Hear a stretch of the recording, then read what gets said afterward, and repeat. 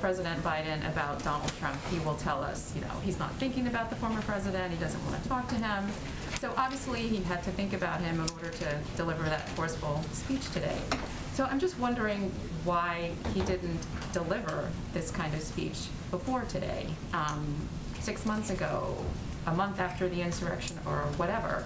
And also, since we are barreling toward an election this year, will he resurrect some of the themes that he sounded this morning? Sure. Well, let me first say, and to remind you all, that the president launched his campaign on the idea that the former president posed a unique threat to the soul of our country. And he made that point throughout the campaign and over the last year in office. I wouldn't say, or we would argue the point, that he has ever shied away from making clear that his predecessor, former President Trump, it was a threat to democracy, posed a threat to democracy throughout the course of his presidency, and that was a root reason why President Biden ran for office. I would say in terms of looking forward, you all heard him make a very passionate case today, the fact that we are at an inflection point. The fact that in order to protect our democracy, to preserve it moving forward, there's more that we need to do. And I talked with him about this after the speech today, and he made very clear that the risk we have here at stake here is our democracy, is burying what happened on January 6th, is not taking action, not just in words, but in action to protect people's fundamental rights. You will obviously hear him speak next Tuesday about voting rights, something he touched on very briefly today because he will be giving this speech next Tuesday, and you will hear him making the case about the fact that we are at an inflection point. There's more that we need to do, and we need to do everything we can to ensure the dark day in our history that happened 1 year ago today is not buried. And then on the situation in Kazakhstan, does what is happening there in any way change the dynamic for the U.S.-Russia talks that are going to begin next week from the U.S. side?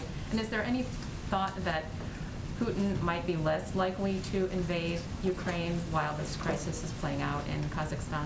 Well, let me touch on a couple of things first to provide all of you an update, and you may have seen this, but today Secretary Blinken shared a productive call with Kazakhstan foreign minister, where he reaffirmed the United States' full support for Kazakhstan's constitutional institutions, human rights, media freedom, including through the restoration of internet service, and advocated for a peaceful, rights-respecting resolution to the crisis. There have been kind of a range of reports about peacekeeping forces, which I think you might be referencing, but from Russia, we are closely monitoring reports that the Collective Security Treaty Organization have dispatched its collective peacekeeping forces to Kazakhstan. We have questions about the nature of this request and whether it was a legitimate invitation or not. We don't know at this point. The world will, of course, be watching for any violation of human rights and actions that may lay the predicate for the seizure of Kazakh institutions, and we call on the CSTO, collective peacekeeping forces, and law enforcement to uphold international human rights obligations in order to support a peaceful resolution. Of course, we will let the Kremlin speak to their own forces and the size of them and more specifics, but that's where we stand. Now, there has not been any change to the planned 3 sets of talks next week. And then just quickly, I had one on the virus. Is it still the president's goal to defeat the virus? He had said that's what he wanted to do, to defeat it. Or is he coming around to accepting that the virus is going to be a part of life from here forward, that it's going to become endemic? Well, of course, the president's ultimate goal continues to be to defeat the virus. But what you have seen the president do and the administration do in recent weeks and months is really expand the tools we have to fight the virus and to reduce hospitalization, to reduce the chance of death, to purchase large quantities of treatment options in order to help people who do get the virus, who do get seriously ill. So right now our approach is to continue to expand all of those capacities and continue to press for what we know has worked to date, which is to get people more vaccinated, get people boosted, wear masks when recommended by the CDC, and that's what we'll continue to press forward on. Go ahead. Thank you, Jen. President Biden did not mince words today. It was quite clear who he was talking about. He blamed former President Trump, as Darlene just said, directly for inciting the attack on January 6th. And I wonder why he made the decision not to call him out by name. Well, Kristen, I know the president spoke to this himself, but I would say there's only one president in the history of this country who fomented an insurrection, and which prompted the seizing of our nation's capital. I think everybody knew who he was referring to. But as the president said today, this day and the work that we need to do moving forward is not about one person. It is about the country reflecting on who we are in this moment, who we want to be moving forward, and what steps we need to take to protect our own democracy. And on the point of the former president, he did respond to President Biden's speech, and he called it, quote, political theater. What is your response? Well, it looks like he saw the speech. I guess that's good news. Maybe he learned something about what it looks like to meet the moment in the country, to meet the moment where people are hurting. They're thinking of the pain, all of the people who worked in that Capitol, who were there a year ago, whether they were members of Congress, their staff, janitors, or journalists, and to speak to who we can be and call for people's higher powers to reach that. Maybe he learned something from that. I guess we'll see. About the big picture today, Jen, which is that most of the people who attended these ceremonies today were Democrats. There were some Republican lawmakers. You do have this pushback from the former president and from some of his supporters, and polls show that there are still a number of Republicans who believe that the election was stolen from the former president. Does President Biden feel as though he's done enough to unify the country? And what more does he need to do, given the sharp divides that we still see on display today? Well, I would say, Kristen, that I don't think calling this the events of today a partisan issue or suggesting that we have reached a partisan point is doing justice to the tens of millions of Republicans, independents, and others out there who don't feel that way. We're talking about some Republicans in Congress, not all, many, far too many, who, in our view, in the president's view, need to take a look at themselves and think about what role they want to play in the history books. When their children and grandchildren look at the history books, do they want to be perpetuating the big lie? Do they want to be walking like silent lemmings behind the former president and who fomented an insurrection? Or do they want to be part of saving our democracy? So the question really should be directed at them, and that's our view. Go ahead. Thanks, Jen. 6 former advisory board members from the Biden health transition wrote 3 opinion pieces in a medical article calling for a new pandemic strategy that sort of embraces living with the new normal of COVID being endemic. And they said previous claims that we've gained the upper hand, now look short-sighted, and we need to change our understanding of what success is and what kind of target we're looking at. Has the president been advised on whether it's likely that we will have to live with COVID in some form or another forever by his current team? I have not had the opportunity, it's obviously been a busy day, to read these articles. I'm happy to do that, and I don't believe the president has. I think I answered the question a little bit earlier. In terms of advice given by his health and medical experts, I'd really point you to them to ask them that question. And just sort of following up on Darlene's question, does the president believe that COVID is here to stay? Again, the president's goal is to defeat the virus. The president's focus and objective now is to save as many lives as possible, and we know what works. And we know that pushing more people, getting more people vaccinated, getting more people boosted, encouraging mask wearing, making sure schools have the resources they need to stay open and do that in a safe way. These are steps that work. It means surging capacity to communities that are hardest hit. It means opening federal testing sites around the country. There are a number of steps we're taking day to day to save more lives, reduce hospitalization, and that's what our focus is on. The experts also wrote that vaccine mandates should be imposed more broadly, including for school children. Has the administration heard those concerns, and is that something that they're weighing? Are more mandates possible? Well, those decisions related to schools, and I haven't read the articles and I'm happy to, but will always be up to local school districts in terms of what steps need to be taken. And some have taken some steps, some have not, but those will always be decisions up to local school districts. And then the latest CDC data shows that the Omicron variant accounts for 95% of the country's cases right now. There's also data to show that 2 shots is ineffective at protecting against this variant. So what is the point of calling someone fully vaccinated with only that primary series of shots if the science is showing that that's not enough to protect them?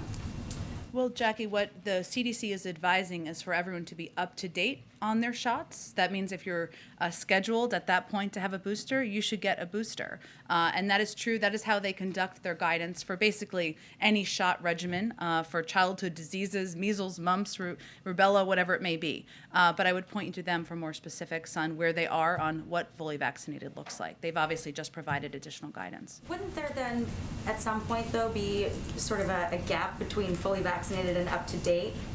I mean, just looking at the two definitions, if they're encouraging you to be up to date, and most people are eligible for shots if you're over the age of 5, or booster shots. At a certain point in time, given the waning protection of the primary series of vaccines and the need to get boosters in a shorter time period, won't there come a time where you're not really fully vaccinated anymore with just 2 shots? Well, when by up to date, they're advising people if they're due for a booster, they should get a booster. Go ahead. Thank you. Not to belabor this point, but back to Darlene's first question. As you said, the president, has often discussed the threat to our democracy. Given that threat, given the stakes that he laid out today, why not be more forceful throughout this year? Why wait until the anniversary to deliver such a harsh rebuke? Well, again, I would say the president, in our view, has not backed down ever at any point from making clear about the need to protect our democracy, to protect the fundamental right to vote, which he feels is a key part of that.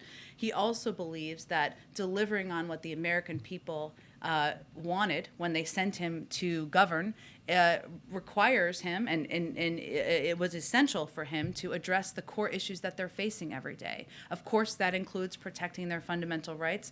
That also includes beating the pandemic, getting Americans back to work, and he knows that in order to restore faith in government, in institutions, in people's belief that government can actually work for them, that solving those problems and working to solve those problems needed to be his first and second priorities. So why wait till today to speak about the former president in such stark terms like he did today? Again, this is not about one person, even the former president. Obviously, today is an anniversary of one of the darkest days in our democracy. The president, I know from talking to him this afternoon, felt that personally. He felt the emotion of the people he saw in the Capitol today. He felt the weight on the shoulders of the people who were there that day, who were there again today. But his view is that this is about looking at this moment as an inflection point, not just about a former president, but about who we are as a country, whether Republicans in Congress are going to step up, what the American people can be assured of in terms of his efforts to fight for the protection of their fundamental rights. It's bigger than a former president. You mentioned voting rights. Majority Leader Schumer has vowed to hold a vote to change Senate rules to pass voting rights by MLK Day. Given the urgency that the president laid out today to protecting the right to vote, will we see the president directly endorse a rule change before then? The president will speak next Tuesday, as you know, and he said right before Christmas that if that is a change that needs to happen, that he would support that. But I'll have more to say next Tuesday. Has signaled that he may be willing to support a rule change. Is that something that the president has discussed with him in recent days? I will let Senator Manchin speak for himself on where he stands on that. Did you have another one, Jackie? I did. I wanted to go back to one other topic real quick. Okay. I'm sorry. Sure. The Manhattan District Attorney has ordered prosecutors to stop seeking prison sentences for certain crimes, including resisting arrest. And I'm just wondering, does that give the wrong message to criminals or to police who are having to enforce these laws that the district attorney is not going to prosecute? And does this in any way undermine the Biden administration's efforts through the DOJ and federal law enforcement partners to crack down on crimes like retail theft? Well, you know where we stand on supporting local police officers, local cops, and not defunding the police, and also our concerns we have about the retail thefts we have seen and the need for leaders and communities to crack down on that. I have not spoken, obviously, with our legal team or, of course, the Department of Justice about this particular issue. I can see if there's more we can add. I don't have all the details. Go ahead. Thanks. First, I just wanted to check. I know you guys had said towards the end of this week on finalizing the contracts for the rapid test, if those have been signed yet. I expect we'll have more in the next 24 hours. And as soon as we do, and as soon as there are more details to report, we will let you all know. That's what we're working on right now. Do you remain confident that if you don't even have the contract signed yet, that you'll be able to actually set up a website, ship them out, have them available by the end of the month, which is your sort of stated goal. Absolutely. I mean, remember, a lot of these things are happening simultaneously, right? We issued the request for proposal. That closed just a couple of days ago. We've been working to finalize the contracts, and as we said, and we're on track for this, we'll be issuing some of the first rewards for that very soon, and we'll have an update on that, I think, very shortly. And we don't want to put the website up before we know we can provide even through pre-orders tests as people want to request them. The Postal Service has asked OSHA for a temporary waiver on their vaccine mandate. I'm wondering what the response from the White House is. They've said that if they don't get the waiver, it could impact mail service. Well, I would say, just to remind everybody, more than 2 months ago, OSHA issued an emergency temporary standard to protect workers from the spread of coronavirus on the job, everywhere. Companies, including the Postal Service. And the agency found that compliance with the rule was feasible for all employers, including the Postal Service. That was 2 months ago. OSHA provided several compliance resources to help employers develop vaccine or testing requirement programs and understand the responsibilities under the emergency temporary standard, including fact sheets, template plans for employers, other online resources, a webinar that walks through the obligations, employers, and information to help them come into compliance. We know OSHA's mission is to ensure every working person in the country has safe and healthy working environments, including the Postal Service. So we will let OSHA speak to any response to the letter, but again, I just wanted to remind people that when it was issued, it was made clear that the Postal Service could be compliant and had the ability to do that and still conduct their jobs. Okay. Oh, just one last Go one. ahead. The president today made pretty clear that, his push for legislation to protect voting rights. But there's an effort among some senators to address what happened last year through reforming the Electoral Count Act. I know that you guys have made clear that it's not a substitute for what you want, but are you supportive of that effort in and of itself, or do you think that it distracts sort of from the larger objective? Well, I think it's really important for people who aren't watching this as closely as you and I to understand that that is not a substitute for the protections that are included in the Freedom to Vote Act and the John Lewis Voting Rights Advancement Act. That is why our focus is on those. And just as a reminder, the Freedom to Vote Act creates standards for voter access and voter registration, outlines criteria to make redistricting laws less partisan, strengthens campaign finance laws. The John Lewis Voting Rights Act establishes a new pre-clearance process to ensure that certain states and jurisdictions need approval from the Department of Justice before moving forward with changes that impact voting rights. These are all important protections given the insistence by far too many Republicans out there in using the big lie as an excuse to make it more difficult for people to vote. So it is not a replacement, it is not a substitute, and our focus remains on those two pieces of legislation. Go ahead. Thanks, Jen. Florida Governor Ron DeSantis critiqued the Biden administration's at-home testing program and said that not every single person needs to be getting tested. Quote, that's not a good strategy, but what is a good strategy is to have those at-home tests available for our vulnerable population, end quote. He says that he'll be sending tests to nursing homes, long-term care facilities, and within senior communities. So does the White House have any plans to limit tests through the website it'll be launching to vulnerable communities? And what's your response to Governor DeSantis?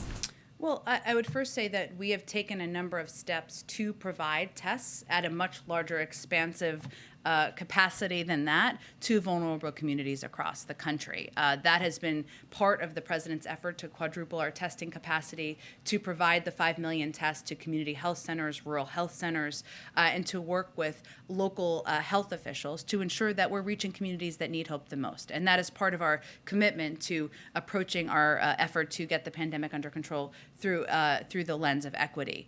I would say it's pretty rich coming from Governor DeSantis, given he is somebody who has been advocating, not exactly advocating for people in his state to get vaccinated, which we know is the way that people can be protected, way that lives can be saved. And if he wants to be a constructive part of this process, then perhaps he should encourage what scientists say is the best way to save lives, prevent and reduce hospitalization, and that is getting vaccinated and getting boosted. Can on voting rights, you've talked several times today about how the president will make the case on Tuesday that the country is at an inflection point. But Democrats such as Rep. Eric Swalwell say they're worried that if Republicans win in the midterm elections, that voting as we know it in this country will be gone. Does the president share that opinion? Well, I'm not going to get ahead of an outcome of midterm elections that is many months away. What our focus is on now is getting voting rights legislation passed and signed into law, and calling out, as Congressman Swalwell has, the fact that opposition, the 4 times that Republicans in Congress, in the Senate, have prevented even a vote on voting rights legislation is obstruction. That is not the Senate working. That is why there's a discussion right now about changes to Senate rules to protect the constitutional rights of people across the country. That's why we're having this discussion. But I'm not going to make predictions about a midterm election and the impact. Go ahead, Jeff. Jen, the president made very clear today that he assigns responsibility to President Trump for the January 6th riot and insurrection. He didn't really talk, though, about what consequences he thinks the president, the former president, I should say, should face. What consequences does he think he should face? He's going to leave that to his Justice Department, which is independent. And the January 6th committee, does he have any expectation or hope or desire for what they may or may not do with regard to the former president? We are going to continue to work to support their efforts, to support the important work that committee is doing, but he's not going to prejudge the outcome of that committee either. Vice President Harris, in her remarks today, compared January 6th to Pearl Harbor and 9/11. Can you elaborate on what the thinking was behind that comparison? She's faced some criticism, especially in conservative circles, for that. Well, I would first say that, as the president also said in his remarks, if we look back to some very difficult moments in our history, back in 1861, there were no Confederate flags being waved in the Capitol. In very dark moments in our history, there were not people storming our nation's capital, trying to take over the office and even threaten the Speaker of the House. So instead of, for those who are being critics of the Vice President's remarks, I think instead of focusing on or analyzing comparisons of moments in history, I would suggest that they be a part of solving the threat to democracy that occurs today, that is happening today. And they are using this as an excuse not to be a part of that. Go ahead. One more on another topic, Jen, if I may. Does the White House or the president have any position, or have you weighed in at all in the sort of growing row now between Australia and Serbia over the tennis star whose name I won't try to mispronounce, who's there now and is apparently unvaccinated? I don't believe we have weighed in on that. I can certainly check with the State Department and our national security team and see if we have a position to share. Go ahead. Thanks, Jen. Texas this week received about 2,400 courses of antibody therapy, which, given the Omicron surge, is not going to meet demand. Can you explain how these allocations are decided and when they will increase? They will continue to increase.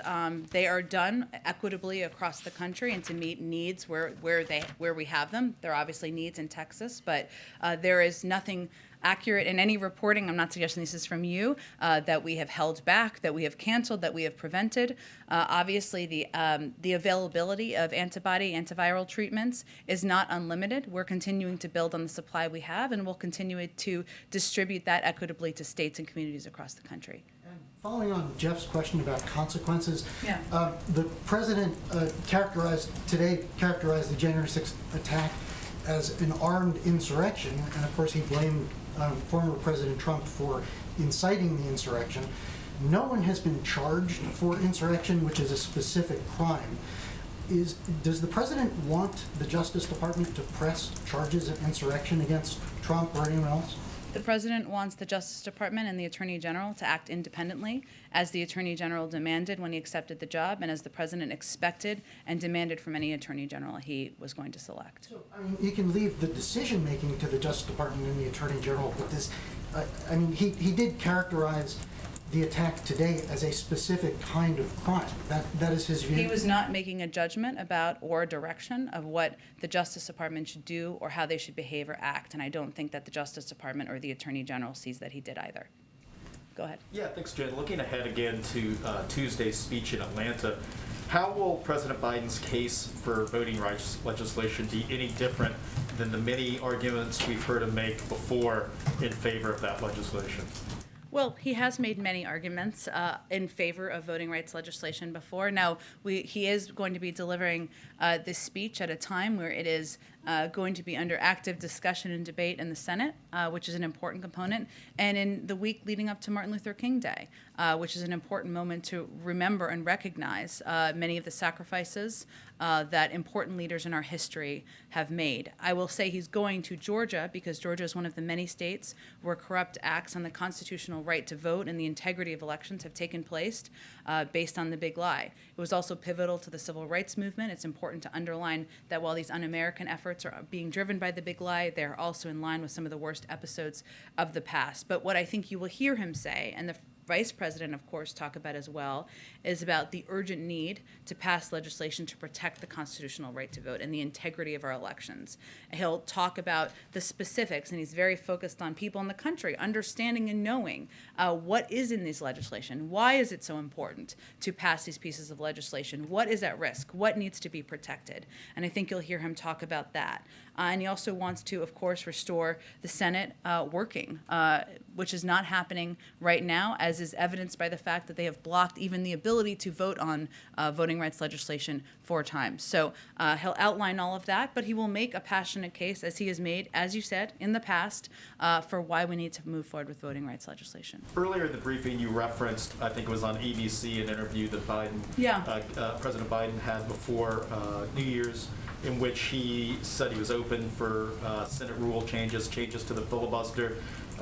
You pointing that out, are you indicating that he will be bringing up the filibuster and Senate rules during this speech on Tuesday? I don't have any more to preview the speech, but I expect he will continue to talk about what he's willing to support and do should that be needed to move voting rights legislation forward. Just looking to clarify the White House's position on the United States Postal Service's request for a waiver from the vaccine mandate from OSHA. Does the White House support that request or oppose? We'll let OSHA respond to the letter that was sent directly to them from the Postal Service. I was just reiterating the fact that at the time when the announcement was made, it was also determined that the entities that it would be applicable to in the government, including the Postal Service, had every ability to implement it. And one point that the United States Postal Service made in its letter to OSHA was, quote, this mandate is, quote, likely to result in the loss of many employees, either by employees leaving or being disciplined. Do those concerns, demonstrate why this mandate could be problematic for many businesses out there? Well, we know that more than 60% of businesses on their own accord have implemented vaccine requirements or testing requirements. They've all implemented it in different ways. Many have done it incredibly successfully, and they have done it because they want to create a safe working environment where people feel comfortable and confident in going to work. And that, to them, to companies across the country, to the United States military even, is a priority in order to ensure their workplace and their workforce feels safe.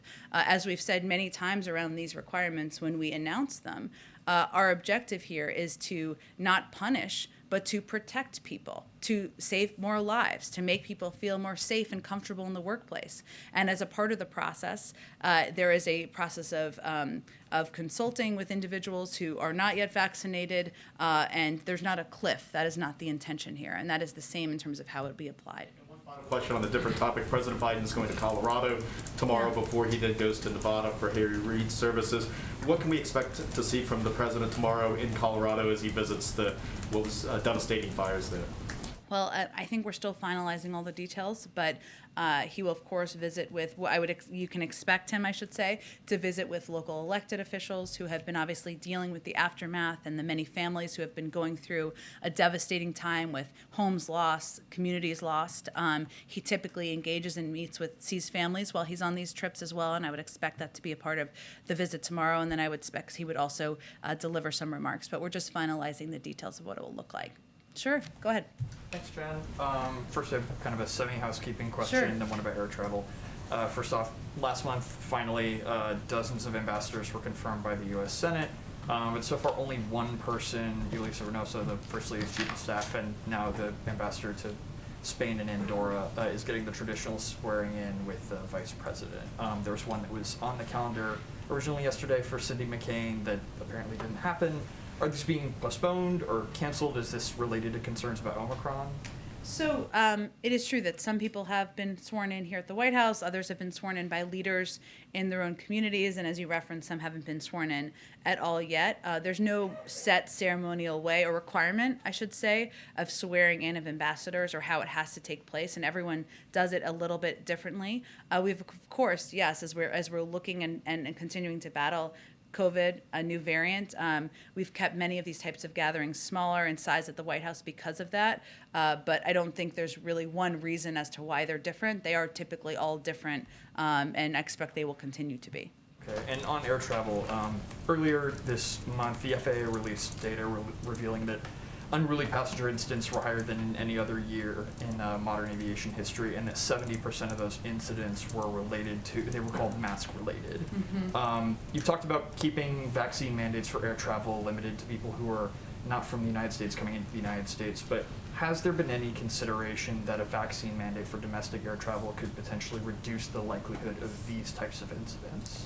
Of people getting upset on flights? Yes.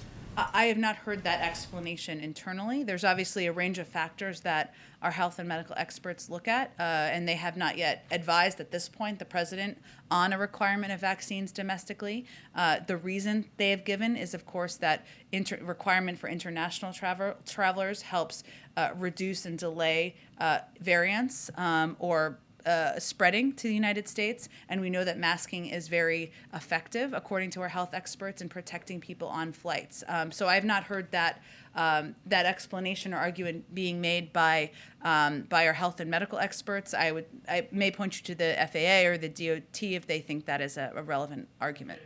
So. Okay, I have not heard that argument here. Go ahead. Hi, Jen. A couple of questions for you. One, as we speak right now, 350,000 kids, school kids in Chicago, remain out of school. Most are black, Hispanic, and are poor. This administration has called for equity in education. So who does the Biden administration blame for failing these young kids? Well, first of all, the president has been very clear. He wants these schools to be open, including in Chicago and including across the country. That we took steps early on in the pandemic, even against skeptics who didn't think we needed this funding in the American Rescue Plan, to pass $130 billion that has already been distributed to states and gone to many schools across the country to put in place mitigation measures. It hasn't been applied everywhere, but a lot of states have used this and a lot of communities have used this very effectively. So he would like to see schools open. He believes that not having them open, as you've touched on, impacts the mental health of children. We've seen that. We know that learning gaps is something that we are seriously at risk of at this point in time, and that's why we'll continue to call for schools to open. 96% are open across the country and are doing the right thing. Will he get directly involved at a certain point? How many days have to go by before he jumps in? Well, we are in regular touch with teachers, school administrators, labor leaders across the country, nearly every single day, including in Chicago, and that will continue. And we will continue to make the case for schools to be open. Another question, please, on religious freedom. Does President Biden believe doctors and religious health care providers should be forced to perform medical procedures that violate their conscience rights and religious beliefs? I believe there are exemptions in some cases. I'm not sure what you're referring to specifically. Why don't you give me a little more? In St. Louis, the Court of Appeals just heard oral arguments on a case involving religious health care providers who object to performing gender transition procedures. I would point you, that sounds like that's a legal case that's underway that I'm not going to weigh into from here. Last one, in just a few weeks from now, here in D.C., the March for Life arrives. Thousands of people will be here supporting the unborn children. Its theme this year is Equality Begins in the Womb. This administration talks a lot about equality. Does the president agree with that statement? The president believes in a woman's right to choose. I think you're very familiar with his position on this issue. Go ahead. Thanks, Jen. Beyond just the former president, there have been several Republicans today who have accused the president of political theater, exploiting the January 6th riots for political gain. You said that you talked to the president after his speech. I'm curious what his feeling was, if he's seen the response to his speech and how he feels like it went over. Well, I would first say we didn't talk about the desperate comments of many Republicans suggesting that commemorating a dark day in our democracy and calling for all of us to protect people's fundamental rights, including the peaceful transfer of power, people's right to vote across the country. We didn't talk much about attempts to distract by some Republicans in Congress. What I can tell you, and I touched on this a little bit earlier, is that what he was really touched by, I mean, he is somebody who I think we've said, I know we talk about him being in the Senate a lot, but on a day like this, it's especially important. He served in that chamber for 36 years. The people who work there are his friends, are his family, not just senators, but staff and people who've been working on committees, custodians, people who work in the lunchrooms. And he was really impacted by the sheer emotion of a day like this and the fact that it is still a trauma for many people who live through this day, journalists included, and he talked about that in his speech today a year ago. So that was really what weighed on him. And, you know, he also talked about the importance of not allowing this day to be buried in history. And he said that in his speech today, but it's important that we not allow attempts to distract by some or attempts to move on by others to prevent us from taking steps to protect people's fundamental rights. And today is a reminder of that. And kind of on a different topic, with recent announcements of House Democrats deciding not to run for re-election, it's now over 24. I'm curious what the president's thinking is on that, how much he's involved in the discussions of how to kind of counter that, keeping control of the House. Well, as I've said before, I've learned my lesson about not speaking about politics from the podium, so I'm not going to do that from here. But what I can tell you the president is focused on and feels confident in is any Democrat out there in the House, they all run every 2 years, right? They will be out there talking about what they have done to rebuild roads and rails and bridges across the country, to restore broadband, to ensure kids have clean drinking water. A handful of Republicans will be able to do that too, but not many. And they will be able to talk about how we are fighting for and hopefully will have passed efforts to put in place universal pre-K, efforts to cut the cost of childcare, elder care, and make sure that we're investing in addressing the climate crisis. It is about a choice in this country, and we'd rather be us than them in that case. Go ahead. Foreign policy question. An Iranian Navy commander has threatened the U.S. forces and asked him to leave the Strait of Hormuz. How does the White House see this threat? And it has been an escalation recently by the pro-Iran militias in Iraq and Syria against U.S. presence. Do you think in the long run that will push the U.S. and the administration to take a decision to leave Iraq and Syria? Well, let me first say that I know there's been a lot of reporting, including, of course, from your outlet out there, but here officially, we don't have any specific attribution today in terms of the particular group by name or groups who might be responsible for this. We don't have anything new on that front. As my colleague John Kirby said yesterday from the podium at the Department of Defense, these sorts of attacks are very much typical of what we have been seeing in recent months, and they've been increasing, even by militia groups that are supported by Iran. But in terms of specifics, such as the name of groups or a group or groups, we don't have that level of detail at this point. In terms of intent, it's also difficult because of that for us to ascribe intent with any real specificity or certainty in these types of attacks. We can't say definitively who caused them or why the attacks seem to have stepped up. It is certainly possible that it can be related to the talks in Vienna or the anniversary of the Soleimani strike. But again, right now we're still assessing attribution, we're still assessing intent, so we don't have much more analysis at this point in time. Okay, thanks everyone.